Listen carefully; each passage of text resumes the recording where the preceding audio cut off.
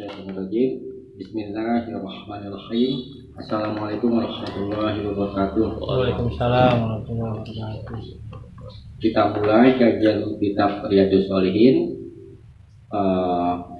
karangan Imam An-Nawawi. Sebelum kita bahas, perlu saya sampaikan bahwa hadis-hadis yang ada di kitab Riyadhus Shalihin ini menurut Imam An-Nawawi hadisnya sahih semuanya, ya. Menurut Imam An-Nawawi. Ya, bab yang pertama coba dibaca itu bacaan. Babul ikhlasi wa ikhdorin niyah fi jami'il a'mali wal aqwalil barizati wal khafiyah. Ikhlas boleh.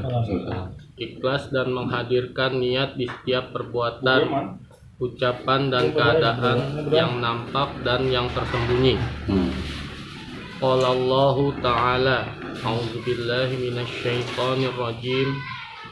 Wa ma umiru illa liya'budullaha mukhlishina lahuddin hunafa'a wa yuqimus salata wa yu'tuz zakata wa dzalika dinul qayyimah.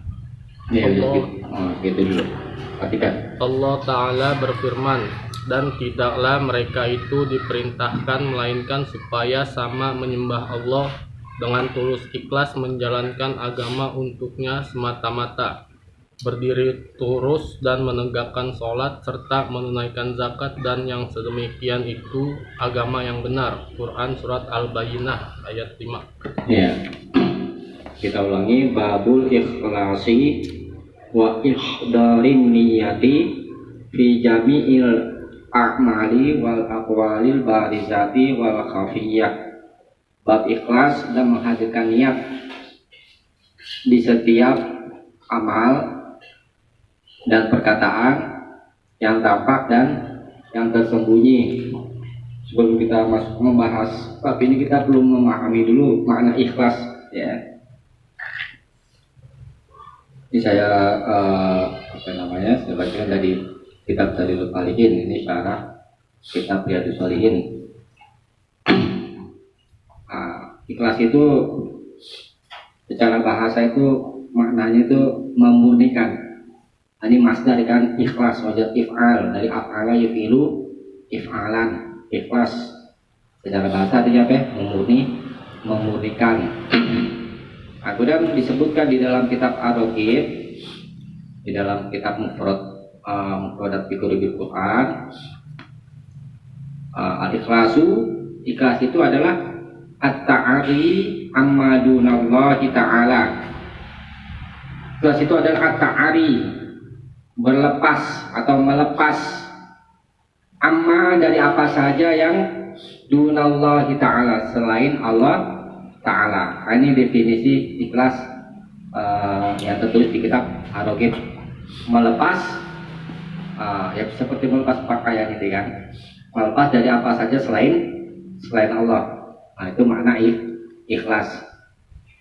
Kemudian Al-Ustaz Abdul Qasim Al-Qushairi, ini Shahihut Tafsir, berkata, al-ikhlasu, ikhlas itu ifradul haqqi subhanahu wa ta'ala, menyendirikan hak subhanahu, maha suci Allah wa ta'ala dan maha tinggi, fito'ati, ditentang ketaatan-ketaatan, bil qasdi, dengan niat, wa huwa ayyurida bito'atihi, dan dia menginginkan dengan ketaatannya itu at-taqarruba ilallahi ta'ala, mendekatkan diri kepada Allah Ta'ala, duna syai'in akhar, bukan sesuatu yang lain, min tasannu, dari berpura-pura, limakhlukin, terhadap makhluk, waqtisabi mahmadatin, dan memperoleh pujian, indanas, di sisi manusia, au mahabbati madakhin, atau menyukai pujian minal khalqi, dari makhluk, au maknan minal ma'ani siwa taqarrubi ilallahi ta'ala, atau makna yang mana saja selain mendekatkan diri kepada Allah Ta'ala. Itu makna ikhlas. Singkatnya tuh ikhlas itu yakni dalam urusan ketaatan ya, mesti Allah saja kita sendirikan ya, artinya kita taat hanya kepada Allah bil qasdi dengan niat. Yang dimaksud dengan niat di sini adalah dia menginginkan dengan ketaatannya itu takarub, mendekatkan diri kepada Allah, itu mana ikhlas ya, bukan sesuatu yang lain dari berpura-pura di hadapan makhluk atau dan memperoleh pujian di sisi manusia atau menyukai pujian dari makhluk. Biasanya sering kita katakan riya atau sum'ah. Kalau dia ingin dilihat, ingin lihat orang, dengan tujuan ingin dipuji. Kalau sum'ah, ingin didengar orang dengan tujuan ingin dipuji, atau apa saja yang selain mendekatkan diri kepada Allah.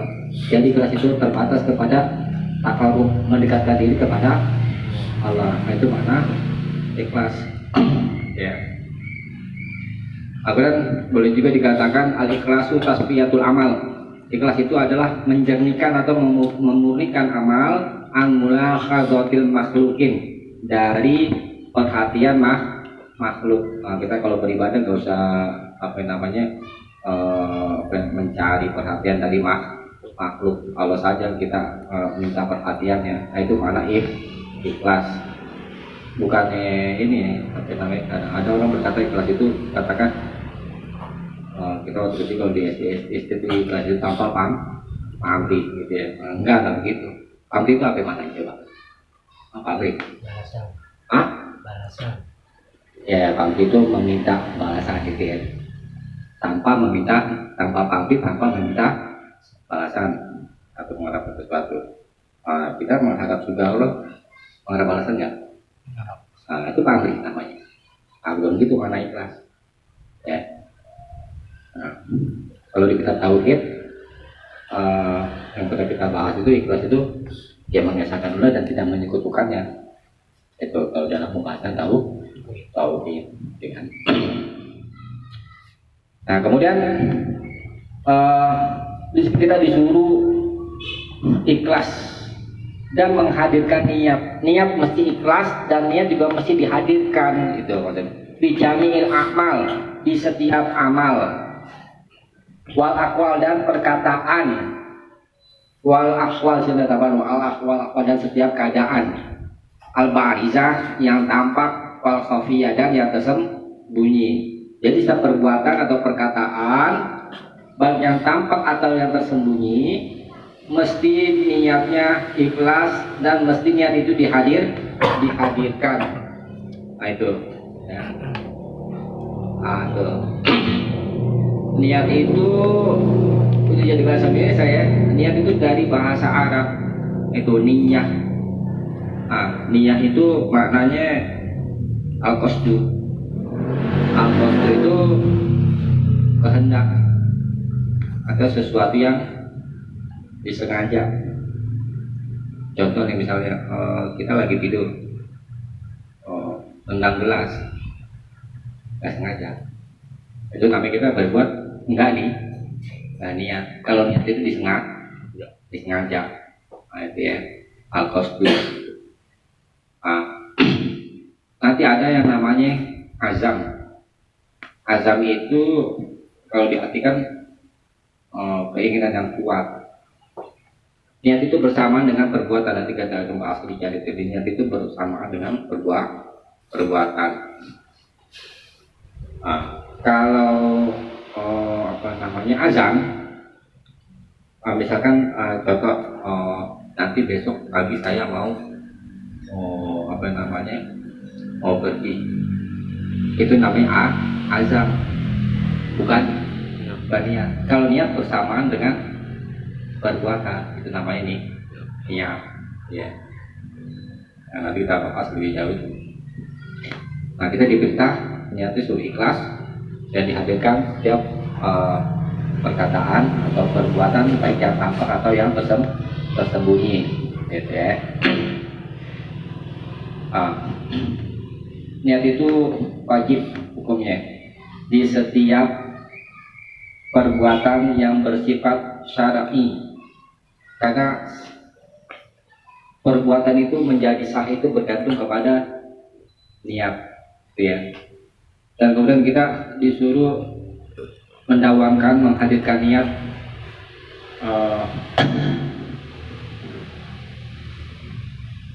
terhadap dalam urusan ibadah. Nah, kalau meninggalkan perbuatan itu termasuk perbuatan nggak? Meninggalkan Perbuatan. termasuk perbuatan, tapi nggak dimaksudkan dalam hal ini. Misalkan contoh,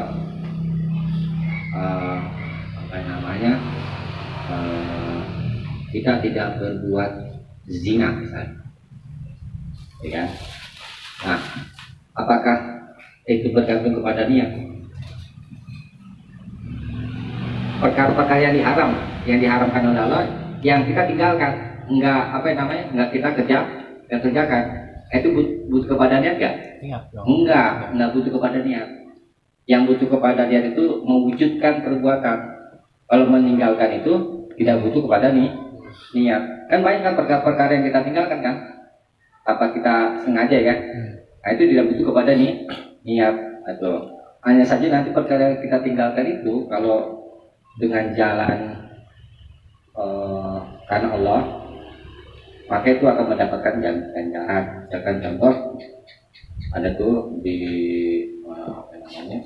ada yang kita bahas tuh, ada seseorang laki-laki yang diajak berzina oleh seorang wanita, kemudian dia takut kepada Allah, meninggalkan zina itu karena takut kepada Allah. Nah, meninggalkan karena takut kepada Allah inilah yang mendapatkan ganjaran. Tapi kalau meninggalkan bukan karena Allah, maka yang tidak mendapatkan ganjaran. Misalkan mau beli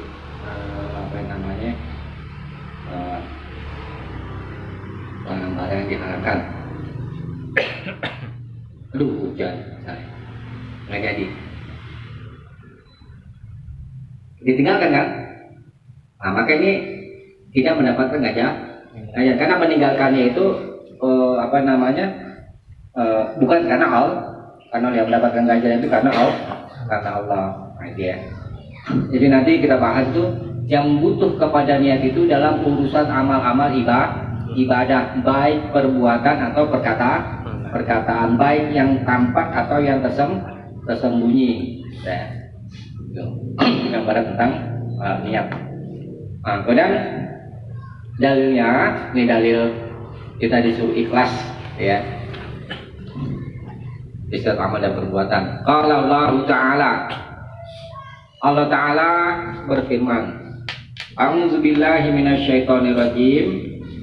Wa ma umiru illa liya'budullaha mukhlishina lahuddin hunafa'a wa yuqimus sholata wa yutuz zakata wa dzalika dinul qayyimah. Surat Al-Bayyinah ayat 5. Wa ma umiru, wa dan ma, tidaklah umiru, mereka diperintah, illa, melainkan liya'budullaha, supaya mereka menyembah Allah, mukhlisina, dalam keadaan ikhlas, lahuddin, beragama kepadanya, hunafa'a, lurus, wa yuqimus sholata, dan mereka mendirikan sholat, wa yutuz zakata, dan mereka menunaikan zakat, wa dzalika dinul qayyimah, dan itulah agama yang lurus. Ini dalil tentang kita disuruh ikhlas dalam perbuatan dan perkataan yang dibawakan oleh Imam An-Nawawi. Coba kita perhatikan, wa ma umiru, dan tidaklah mereka diperintah. Mereka di sini siapa? Al-Yahudu wan Nasara fit Taurati wal Injil. Mereka di sini adalah orang-orang Yahudi dan orang-orang Nasrani fit Taurati di dalam kitab Taurat, wal Injil dan di dalam kitab Injil. Nah, jadi mereka orang Yahudi dan Nasrani diperintah apa? Sholat, ya kan? Ini nih, ayat ini disuruh beribadah kepada Allah dengan ikhlas. Kemudian disuruh sholat. Kemudian disuruh zakat. Sama perintahnya di dalam kitab mereka, ya kan? Tetapi apakah ayat ini khusus orang Yahudi dan atau Nasrani? Nah, ini kan sebabnya adalah orang Yahudi dan orang Nasrani. Ada kaidah usul al-ibratu bi umumil lafzi la bi khususis sabab. Yang teranggap itu adalah keumuman lafaz, bukan kekhususan sebab. Nah, di sini sebabnya khusus yakni orang Yahudi dan Nasrani. Tetapi lafaznya umum. Sini sebutnya mereka. Maka yang teranggap itu adalah keumuman lafaz, bukan kekhususan sebab. Jadi bukan hanya orang Yahudi dan orang Nasrani saja diperintah, orang-orang Muslim juga diperintah, itu maksudnya. Gitu. Walaupun sebabnya khusus, ya. Apa yang perintahnya? Wa ma umiru, dan mereka tidaklah diperintah illa, melainkan. Kalau ada kalimat di dalam Al-Quran atau hadis, kalau ada huruf ma diiringi illa, itu maknanya membatas. Seperti contoh, makna membatas ya. Ini ada berapa orang di dalam ruangan ini? Ada 6. Tidak ada di dalam ruangan ini melainkan 6 orang. Itu dibatas, tidak kurang, tidak lebih. Nah, di sini dipakai dengan kata membatas, gitu kan? Mereka tidak diperintah melainkan liya'budullaha, supaya mereka menyembah Allah. Sama ya, benar, sama orang Yahudi, orang Nasrani, orang Muslim, sama. Ya. Kalau agama Allah secara umum itu Islam. Semua dari zaman Nabi ada Islam makna umum ya. Kalau Islam makna umum itu sama dari Nabi Nuh, Nabi Adam lah kita katakan ya, sampai kiamat itu semuanya itu disuruh beribadah kepada Allah. Nah, itu disebut Islam.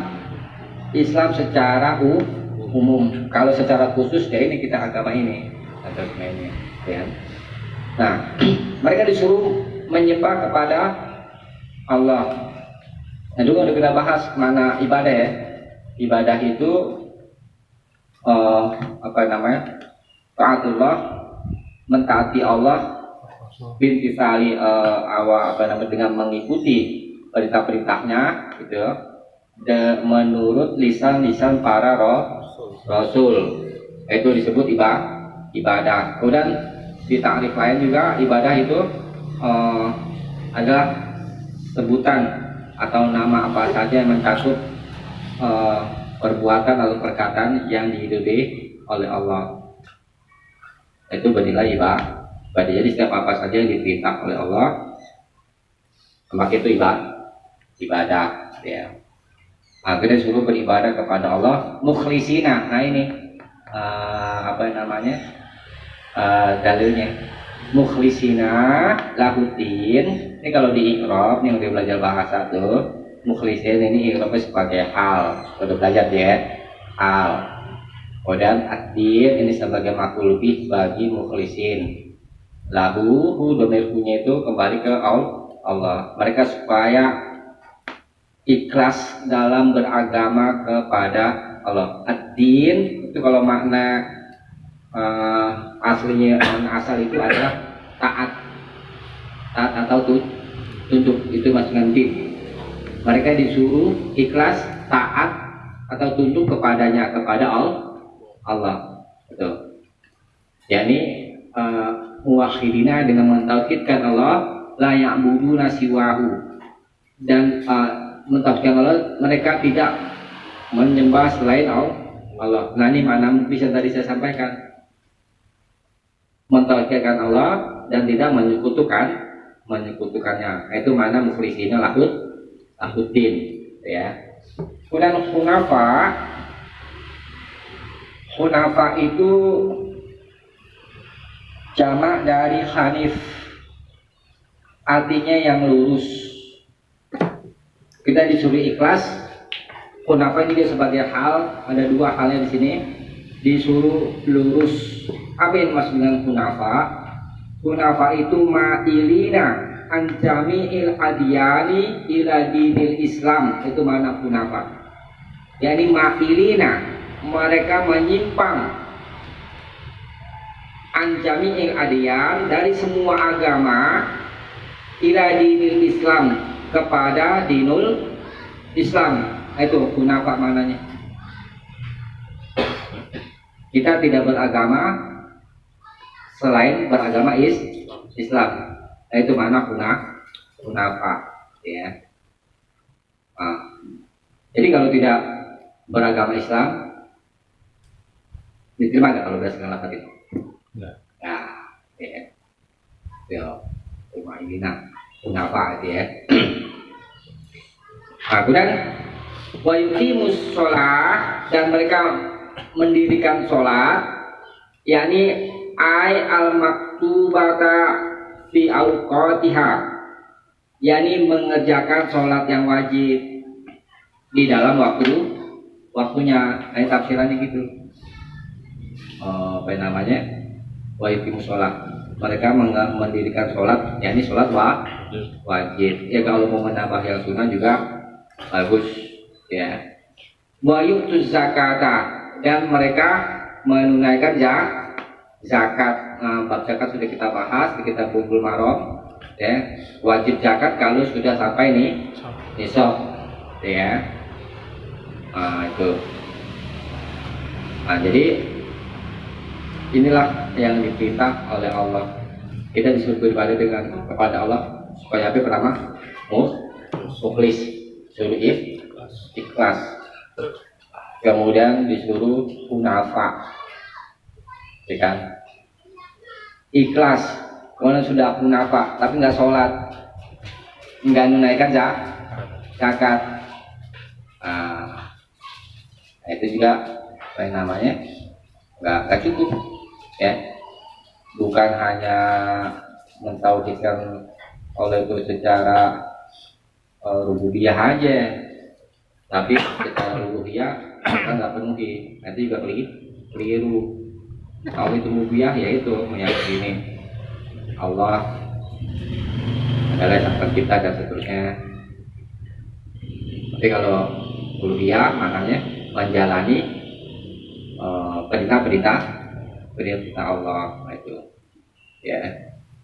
Seringkali di dalam Al-Quran itu sholat itu diganti dengan zakat.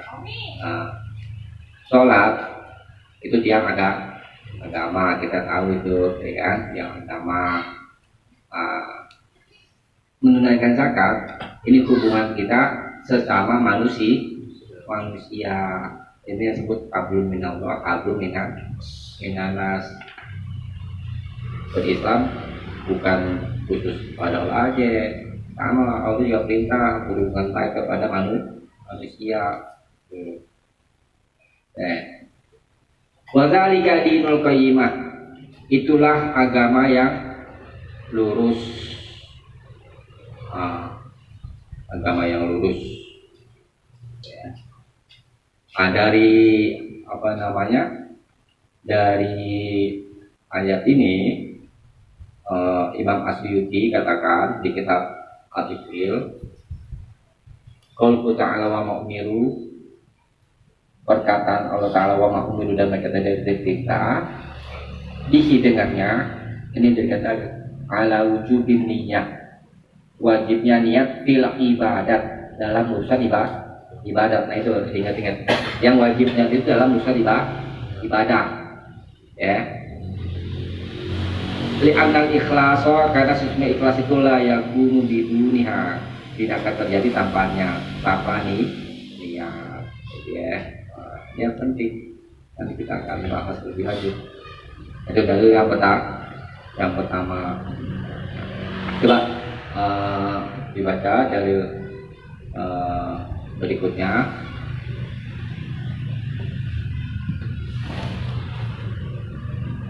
Auzubillahi minasyaitonirrajim. Wa qala ta'ala lan yanalallahu luhumuha wala dima'uha walakin yanaluhut taqwa minhum. Allah Ta'ala berfirman, pula sama sekali tidak akan sampai kepada Allah daging-daging dan darah-darah binatang korban itu, tetapi akan sampailah panaja ketakwaan dan engkau sekalian. Surat Al-Hajj ayat 37. Ya. Kita ulangi. Wa qala ta'ala, ini dalil yang kedua. Lan yanalallaha, tidak akan sampai kepada Allah luhumuha, daging-dagingnya, wala dima'uha, dan darah, dan tidak pula darahnya. Walakin iyanalahu itu. Yanalu. Walakin yanaluhut takwa minkum. Akan tetapi yang sampai kepadanya adalah ketakwaan di antara kalian. Surat Al-Hajj ayat 37. Nah, ini dalil yang kedua. Lan tanalul. Ini sama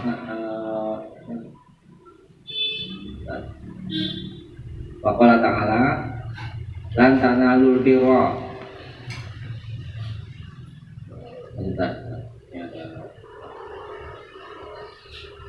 Ini tidak akan lan yanalallaha, tidak akan sampai kepada Allah luhumha. Luhum itu jamak dari lahm, daging-dagingnya. Dima ini jamak dari dam, darahnya. Tetapi yang sampai kepada Allah adalah ketakwaan di antara kalian. Ini Imam Al-Qurtubi di dalam kitab tafsirnya berkata, qala Ibnu Abbas berkata, karena ahlul jahiliyah adalah orang-orang jahiliyah dulu, yulakhunal baita, mereka biasa yulakhuna melumuri al-bait. Al-bait ini maksudnya Al-Ka'bah, sebagaimana disebut tafsir Al-Baghawi. Jadi orang jahiliyah itu biasa melumuri Ka'bah bidima'il buduni, dengan darah-darah. Al-buduni itu jamak dari badana, wahya al-ibilu khassah, yaitu ontak, dengan darah-darah ontak.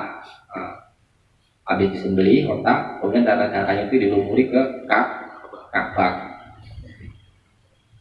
Fa'aradal muslimuna, lalu kaum muslimin menginginkan ayat al-zalika, melakukan itu.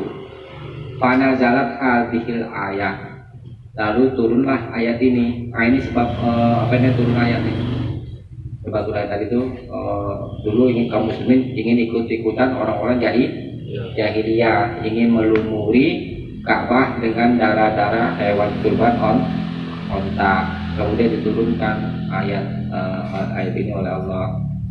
Yang sampai itu bukan dagingnya dan pula darahnya. Allah nggak butuh daging, nggak butuh darah, gitu maksudnya. Tapi yang sampai kepada Allah itu adalah at-taqwa di sini tafsirnya adalah al-ikhlas, keikhlasan. Yani kamu menyembelih itu karena menjalani ketaatan kepada Allah, itu maknanya. Ya. Jadi seberapapun harta yang kita termakan dari dari hadis dari ayat ini, maka harta yang kita termakan itu tidak akan sampai sih, maksudnya tidak diterima sama Allah, nggak diterima, nggak diterima tanpa diiringi dengan ikhlas. Dulu kan ada bahas ya, syarat diterima ibadah ada berapa? Ada 2. Pertama apa? Ikhlas. Kedua, itiba, mengikuti, maksudnya mengikuti contoh Nabi. Ikhlas tapi nggak ittiba, nggak diterima. Ittiba tapi nggak ikhlas juga nggak diterima. Masih ada dua. Contoh misalkan sholat subuh ikhlas mengerjakannya, tapi sholatnya 3 rakaat. Itu kan nggak ngikutin contoh Nabi kan? Diterima nggak? Enggak. Sebaliknya sama, sholat subuh 2 rakaat, tapi ria, diterima nggak? Enggak. Nah, jadi syarat diterima ibadah itu 2 itu tadi. Apa namanya? Ikhlas dan ittiba. Ya. Nah, itu makanya yang saya sampaikan itu adalah ketakwaan ini keikhlasan kalian. Nah, tadi kan sudah kita bahas, gitu kan? Nah, kemudian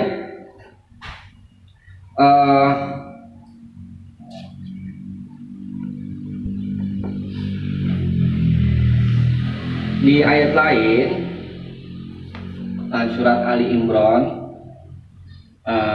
Allah Ta'ala katakan, enggak disebutkan sih, cuma 3 doang dari link. Coba dibuka di surat Ali Imran nih. Coba dibuka surat Ali Imran ayat 92.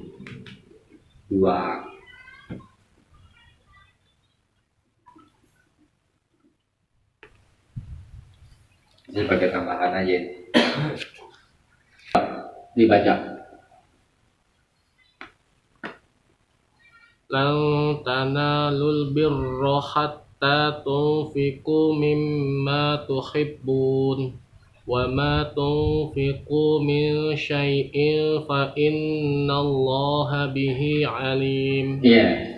Kamu tidak akan memperoleh kebajikan sebelum kamu menginfakkan sebagian harta yang kamu cintai, dan apapun yang kamu infakkan tentang hal itu sungguh Allah Maha mengetahui. Lan tanalul birra, kalian tidak akan sampai kepada albir. Albir itu maknanya kan kebajikan, maksudnya itu kebajikan yang sempurna itu. Kamu tidak akan sampai kepada hakikat bir, yakni kesempurnaan kebaikan, dan kalian tidak akan sampai kepada bir Allah, yakni rahmat, ridho dan surga. Ini makna ayat ini, ya. Hatta tunfiqu mimma tuhibbun, sebelum kalian menginfakkan mimma tuhibbun, dari apa saja yang kalian sukai. Ini berinfak, menginfakkan sesuatu atau harta yang diperintah sama Allah, yang baik atau yang disukai. Nah, kebanyakan kalau ngasih orang, yang udah nggak kepake, yang udah nggak butuh lagi, ya kan? Tapi kalau yang masih kepake kan kita pakai. Iya, memang baik ya, memang baik, boleh aja ya, kan? Memberikan kepada sesuatu apa saja bermanfaat tuh baik gitu. Cuma ini dia, ini kalau mau dapat tingkatan bir kan makanya kebaikan yang sempurna, bir itu. Bir kan seakar kata dengan bar itu lautan, laut sama daratan, bukan daratan, luas nggak? Luas itu, tapi satu akar kata, jadi kebaikan yang luas. Birrul walidain, berbuat kebajikan kepada kedua orang tua. Kalau di itu atawassu fil khair, luas dalam kebaikan. Kadang-kadang kita berbuat baik kepada orang, kadang masih ada ganjelan di hati. Nah, itu namanya belum bir. Kalau bir tingkatan itu kita memberikan kebaikan dengan lapang, dan dari yang hati yang disukai lagi. Tuh, berat nggak? Nih, berat, ya. Tapi itulah perintah Allah. Kita kan dilatih, kan? Allah kan mendidik kita itu supaya mengangkat derajat kita itu kepada derajat yang mulia. Butuh latihan nggak nih? butuh latihan, nggak bisa sekaligus orang itu langsung bisa dengan ringan memberikan harta yang disukai. Nah, itu butuh latihan, ya. Ya. Kemudian hatta kutiku mimma tuhibun. Ini ada riwayat hadis di sini dibawakan tentang kisah Abu Tolha. Abu Tolha itu orang Ansor. Abu Tolha orang Ansor. Dia punya harta berupa kebun kurma, banyak kebun kurmanya. Kata Abu Tolha, jadi Abu Tolha itu ingin berbuat setelah turun ayat ini. Abu Tolha baca ayat ini, kemudian dia ingin berbuat. Lalu berkata kepada Rasulullah, ya Rasulullah, wahai Rasulullah, inna ahabba inna ahabba amwali. Sesungguhnya harta-hartaku yang paling aku sukai adalah biruha. Biruha itu nama kebunnya, ini kebun kurma. Fadokha, maka letakkan dia aisu arakallahu ta'ala, iman saja yang Allah mau gitu. Pakola, lalu Nabi berkata, bagus itu. Zalka malun robih, itu harta yang menguntungkan. Auroi atau roi, sama. Okay. Wah ini aro, tapi sesungguhnya aku berpendapat atau berpendapat anta ja'alaha bil aqrabin, engkau menjadikannya atau memberikannya kepada kerabat. Jadi di Bukhari itu pada hadis itu, jadi Abu Tolha ingin memberikan hartanya untuk Allah dan Rasul, akad maksudnya. Diterima dulu sama Allah, diterima dulu sama Rasul. Nah, setelah diterima itu dikembalikan lagi, kamu berikan ini kepada kerabatmu. Itu. Nah, dari sini dijadikan dalil bahwa berinfak harta yang paling disukai itu yang lebih afdol kepada kerabat dekat. Itu, ya kan? Nah, berikanlah itu dalilnya. Sama di hadis lain tentang kisah Zaid bin Harithah. Zaid bin Harithah datang membawa kudanya itu yang dia sukai. Kata Zaid, ini fisabilillah, ini untuk di jalan Allah, perang di jalan Allah. Kemudian fahamala alaiha Rasulullah SAW Usamah. Lalu Rasulullah SAW menaikkan Usamah di atasnya. Maksudnya ini untuk Usamah. Faqala Zaid, lalu Zaid berkata, "Inna ma'aratu an atasot biha." Hanya aku menginginkan untuk mensedekahinya, itu nggak berani itu Allah dan Rasulnya. Faqala alaihi salatu wassalam. Lalu Rasulullah SAW berkata, Innallaha ta'ala qad qabilaha minka. Sesungguhnya Allah Ta'ala telah menerimanya darimu. Niat yang ikhlas itu tadi apa namanya? Dia untuk Allah dan Rasul udah dicatat, gitu kan? Tapi diserahkan lagi untuk anaknya Zaid, yaitu Usamah, dia Usamah, gitu kan? Saya beri nama anak itu nama Usamah karena tafakkur kepada Usamah bin Zaid. Usamah anaknya Zaid anaknya Harithah, itu ya. Nah, Usamah itu Nabi. Harithah itu punya suami istri, cerai, kemudian dinikahi sama Nabi. Zaid berarti anak angkat Nabi. Cucunya Usamah. sama. Zaid dan Usama sama-sama panglima perang. Usama itu di bulan 2 tahun 16 atau 11 tahun 20 kali atau tidak gitu.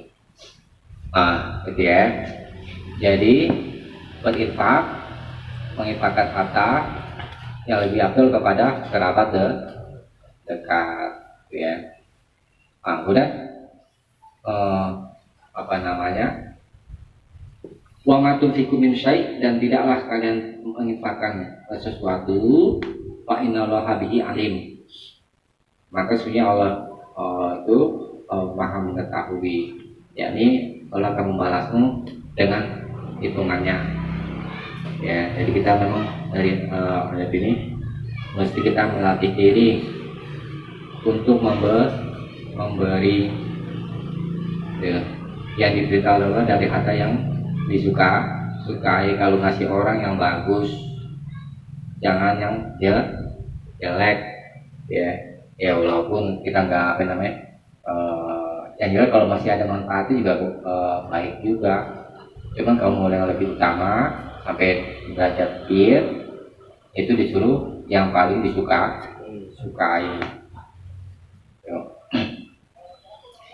Nah, kemudian kita lanjutkan hadis lagi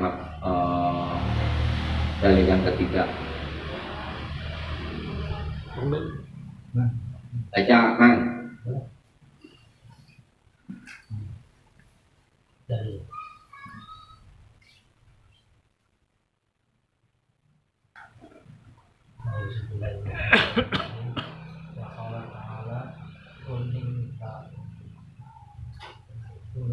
Taku ma fi sudurikum aw tubduhu ya'lamullah. Allah Ta'ala beriman, pula katakanlah sekalipun engkau semua sembunyikan apa yang ada di dalam hati, kalau engkau sekalian katakan pasti diketahui oleh Allah Subhanahu wa Ta'ala. Quran surat Al-Imran ayat 29. Ya, kita ulangi. Allah Ta'ala berfirman, kul, katakanlah, in tukhfu ma fi sudurikum, jika kalian menyembunyikan ma fi sudurikum, apa saja yang ada di dalam hati kalian, au tubduhu, atau kalian menampakkannya, ya'lamullah, Allah mengetahuinya. Dari sini dijadikan dalil orang yang niatnya ikhlas dan tidak, itu Allah tahu. Dari sini ayat ini memberikan peringatan kepada kita supaya tidak riya, tidak sum'ah, karena Allah tahu. Ada pakai berbau-bau pakai akan kecil, ya. Orang yang niatnya ikhlas sama yang enggak, nanti akan tahu juga begini, akan dirasakan, ya. Dan Allah Maha mengetahui. Ini semakna dengan ayat ini, yakni surat Al-Mulk ayat 13 dan 14, 13 sampai 14, 13 yang lebih. Coba dibuka surat Al-Mulk ayat 13.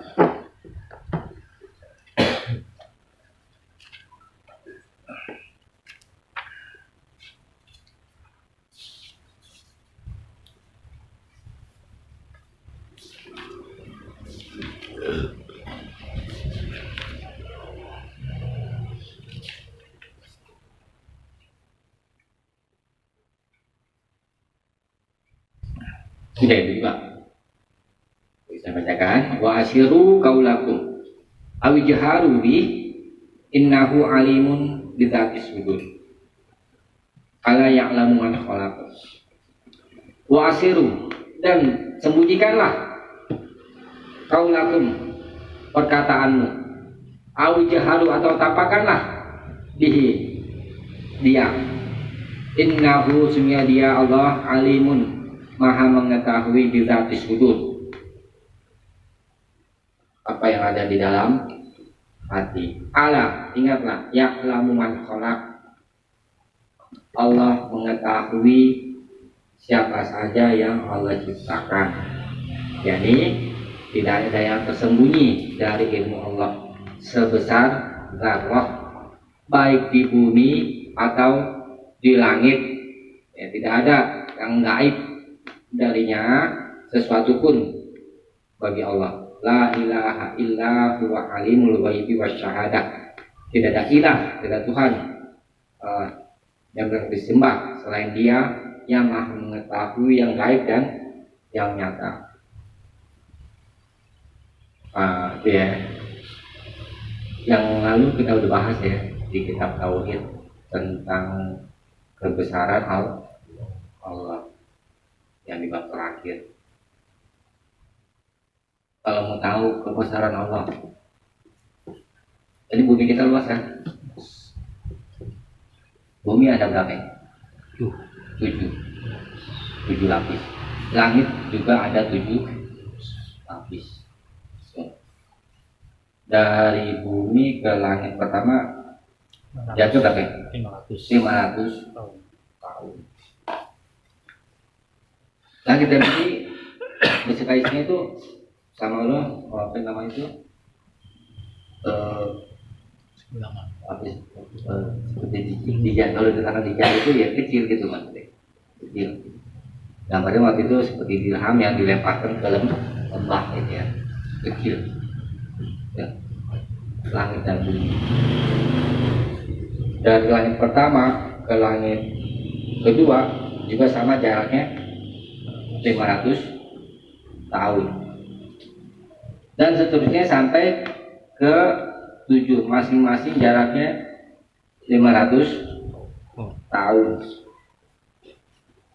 Dari langit ke-7 di atasnya ada apa? Kursi dulu. Kursi tadi kan. Kursi Allah dulu. Dari langit ke-7 ke kursi Allah itu jaraknya 500 tahun. Sama. Dari kursi Allah di atas kursi ada apa? Air dulu. Iya, air atau lautan. Jaraknya sama. Dari kursi ke lautan itu 500 tahun. Nah, dasar lautan untuk sampai ke permukaan sama. Jaraknya berapa? 500 tahun. Di atas air ada apa? Ars. Dari air itu ke ars itu sama, jaraknya 500 tahun. Nah, di atas ars itu baru Allah. Kita itu bisa bayangin. Dan Allah Maha tahu yang tersembunyi baik di dalam hati, dengan atau kamu tampakkan atau yang lo tak tahu. Itu kalau mau tahu kemahakuasaan Allah, kita mah yang apa namanya, yang hina, banyak yang sombong. Nanti kan ditanya sama Allah, aina mutakabbirun, mana orang-orang yang sombong ketika Allah genggam itu langit dan bumi, ya kan? Mana orang-orang yang sombong? Nah, maka dari itu kita nggak patut menyombongkan di orang sombong itu lantaran dia berbuat sombong lantaran kebodohan, ya. Sama kayak kisah tadi Iblis dan Adam. Iblis katakan saya lebih baik dari Adam. Adam berkitab dari tanah. Padahal kalau mau diteliti, tanah itu hakikatnya lebih baik daripada api. Tanah memiliki sifat elastis dan berkembang. Nah itu karena kebodohannya, maka dia sombong.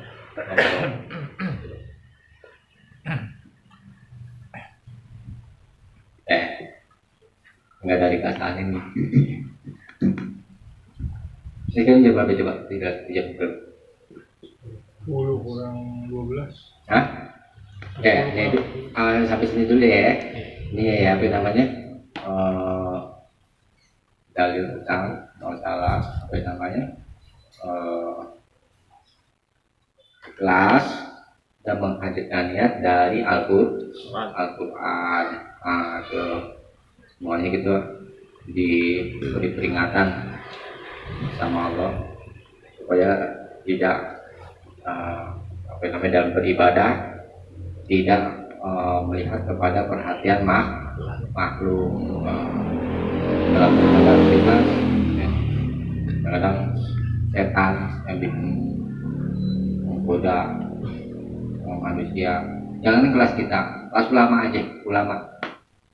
aja untuk mengubur masalah ria gitu. Uji kubur muncul lagi. Itu kelas ulama, apalagi sih. Ya, maka kita harus awas juga pasal itu. Setan nggak bisa ngegoda hambanya lewat misalkan ini orang udah tobat,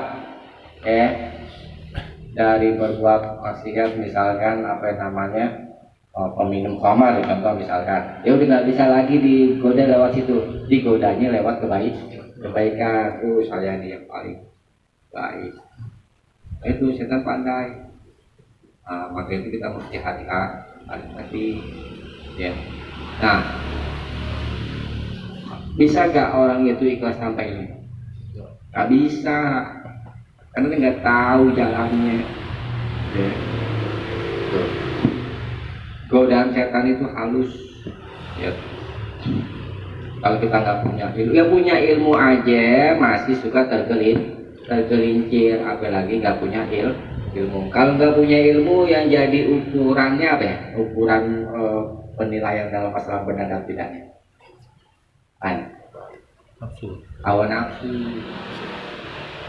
Tidak. Jadi kalau nggak punya ilmu, hawa nafsu itu yang jadi Tuhan. Kalau hawa nafsu, yang dimau hawa nafsu apa? Yang diseneng-senengin aja kan? Yang nggak senengin ditinggalin kan? Ya kan? Padahal yang ditinggalkan itu belum tentu tidak benar, ya kan? Belum begitu juga yang disenangi juga belum tentu benar. Nah, itu hawa nafsu. Ya. Nah, ilmu itulah yang bisa mengantarkan kita kepada jalan Allah. Tidak bisa kita beribadah itu tanpa ilmu. Allah perintahkan yang pertama kali apa? Iqra, suruh baca, belum disuruh perintah kerjain sholat, kerjain enggak. Bagaimana mengerjakan sholat dia nggak ngerti. Bagaimana dia mau beribadah kepada Allah dengan ikhlas kalau dia nggak ngerti. Kan? Oleh karena itu perlu jadi perhatian buat kita. Jangan sekali-kali kita meremehkan ilmu. Bukan ilmu. Karena dengan ilmu itulah kita bisa sampai kepada keriduan Allah dengan mengaji kepada hadis, dan jangan pernah merasa cukup dengan ilmu. Ya. Itu sedikit pesan, mudah-mudahan ada manfaatnya. Kurang lebihnya mohon maaf. Subhanallahumma wa bihamdik, asyhadu an la ilaha illa anta, astaghfiruka wa atubu ilaik. Assalamualaikum warahmatullahi wabarakatuh. Waalaikumsalam warahmatullahi wabarakatuh.